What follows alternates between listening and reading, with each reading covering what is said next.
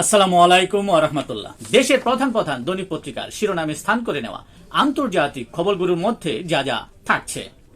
Elon মাস্কের America party সফলতার সম্ভাবনা কতটা, এই নিয়ে একটি প্রতিবেদন ছাপিয়েছে দৈনিক ইত্তেফাক। ইয়েমেনের হুদি বিদ্রোহী কারা, এই নিয়েও একটি প্রতিবেদন ছাপিয়েছে দৈনিকটি। অর্থনীতি ও প্রযুক্তি খাত পশ্চিমাদের শক্ত প্রতিদ্বন্দ্বী হয়ে উঠছে চীন। গাজায় জ্বালানি সংকট ভয়াবহ পর্যায়ে বলে জানিয়েছেন জাতিসংঘ। পানি আনতে গিয়ে 6 শিশুসহ নিহত 10, ইসরায়েলি বর্বরতা। ইসরায়েলের বিরুদ্ধে পদক্ষেপ নিতে বাংলাদেশ সহ 20 দেশের সম্মেলন। মায়ানমারে উলফা ঘাঁটিতে ভারতের ড্রোন হামলা, নিহত 19।